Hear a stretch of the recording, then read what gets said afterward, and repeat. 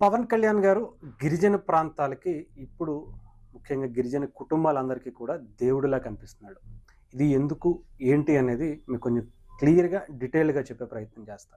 అసలు పవన్ కళ్యాణ్ గారు వచ్చిన 10 నెలల కాలంలో గిరిజన ప్రాంతాల మీద ఎందుకని ఎక్కువగా దృష్టి పెట్టారు?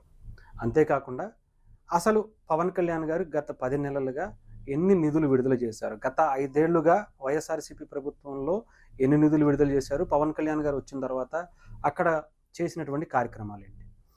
గత 5 ఏళ్లుగా అంటే వైఎస్ఆర్‌సీపీ ప్రభుత్వం 2019 నుంచి 2024 వరకు అధికారంలో ఉండగా గిరిజన ప్రాంతాలకు సంబంధించినటువంటి నిధులు విడుదల చేస్తే దాదాపు 92,60,00,000 రూపాయలు వైఎస్ఆర్‌సీపీ ప్రభుత్వం హయాంలో రిలీజ్ చేసినాయి.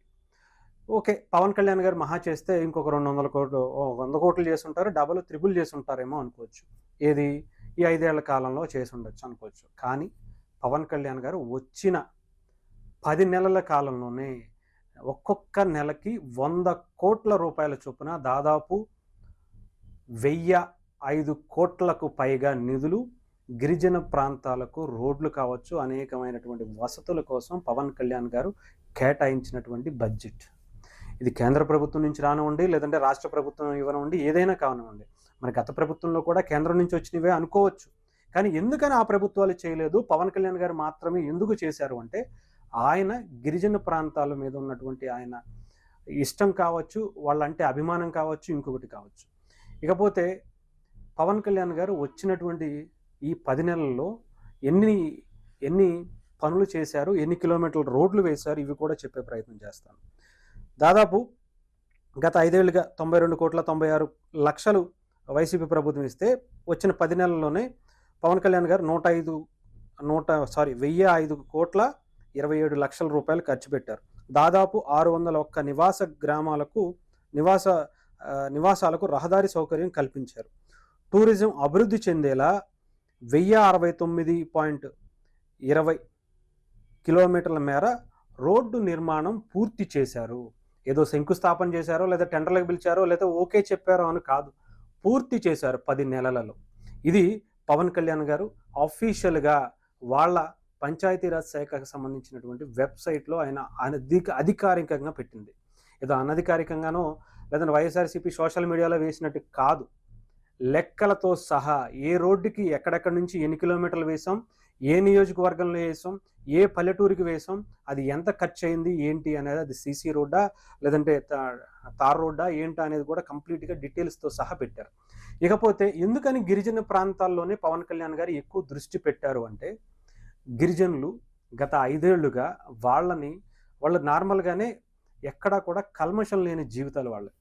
వాళ్ళు బయట నుంచి ఎవరన్నా వస్తే ఒక రూపాయి అంటే వాళ్ళకున్నటువంటి స్థితిగతులపై ఇబ్బందులు దృష్ట్యా వాళ్ళు ఏంటంటే ఇతర వ్యక్తుల మీద ఆధారపడడం, రాజకీయ నాయకుల మీద ఆధారపడడం, వాళ్ళు ఇచ్చేటువంటి అరాకొర పథకాల మీద ఆధారపడటం మీదే వాళ్ళ జీవనోపాధి అనేది సాగుతుంది.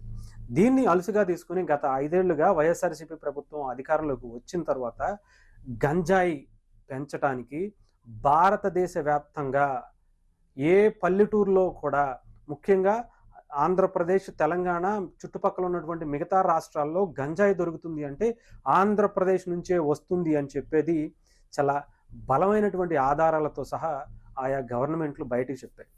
కానీ ఎక్కడ కట్టడి చేయకపోగా దాని మీద ఒక ఐపీఎస్ అధికారి వాళ్ళ ఏరియాస్‌కి వెళ్ళి గంజాయిని తగలబెడితే వెంటనే అతను తీసుకెళ్ళి ట్రాన్స్‌ఫర్ చేసేసింది గత 5 ఏళ్లుగా ఉన్నటువంటి వైఎస్ఆర్‌సీపీ ప్రభుత్వం. గంజాయి పెంచటానికి బానిసలను చేసేసింది గిరిజనుల్ని. తద్వారా అనేక మంది యువత ఆంధ్రప్రదేశ్‌లో పెడదారిని పట్టే విధంగా, దాని నుంచి డబ్బులు సంపాదించుకునే విధంగా వైఎస్ఆర్‌సీపీ నాయకుల ప్రణాళిక ముఖ్యంగా గిరిజన ప్రాంతాల నుంచే మొదలుపెట్టారు.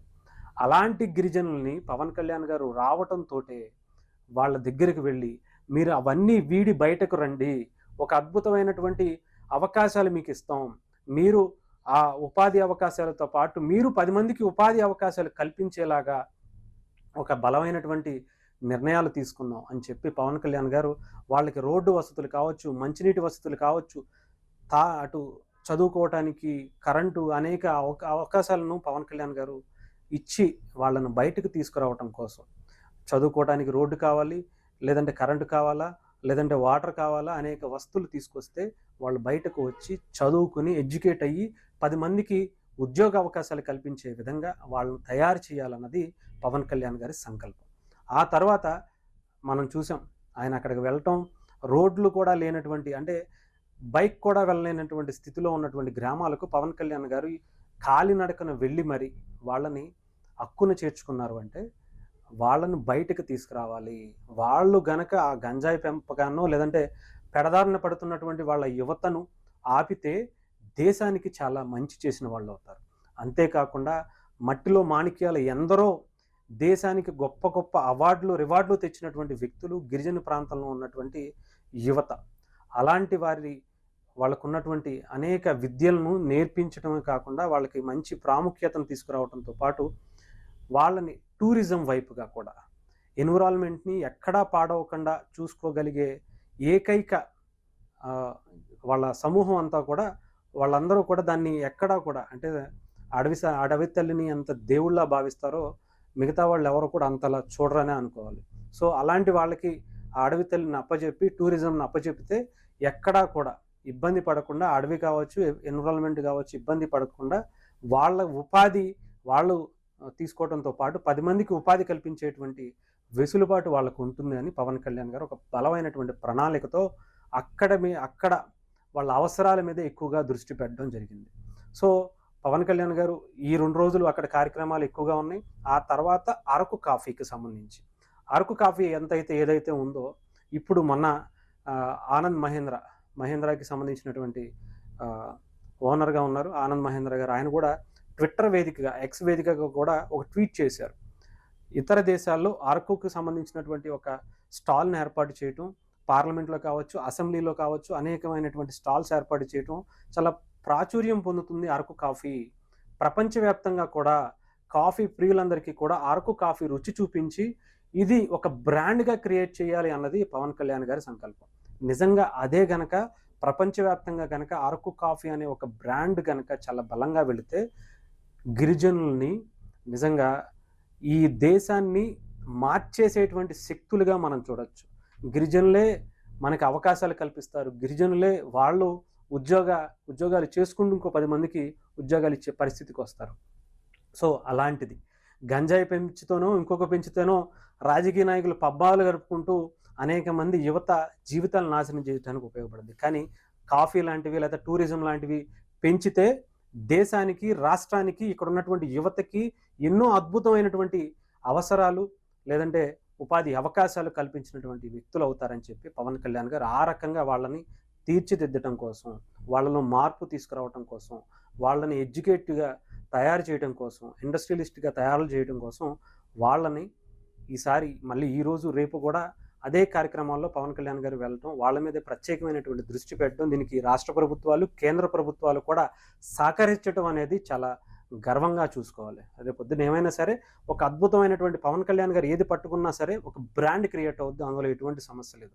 ఈసారి కూడా అరకు అనేది లేదంటే పాడేరు అనేది ఒక టూరిజం ప్లేస్‌గా అరకు కాఫీని ఇంకా ఎక్కువగా పెంచే విధంగా వాళ్ళందరికీ అవకాశాలు కల్పించడం ద్వారా చాలా అద్భుతమైనటువంటి ఫలితాలను దేశం త్వరలో ఒక అద్భుతమైనటువంటి గిరిజన ప్రాంతాల నుంచి ఇంత అద్భుతం చేయొచ్చా అనుకునే విధంగా వాళ్ళని ఒక బ్రాండ్‌గా ప్రపంచానికి పరిచయం చేయబోతున్నారు పవన్ కళ్యాణ్ గారు.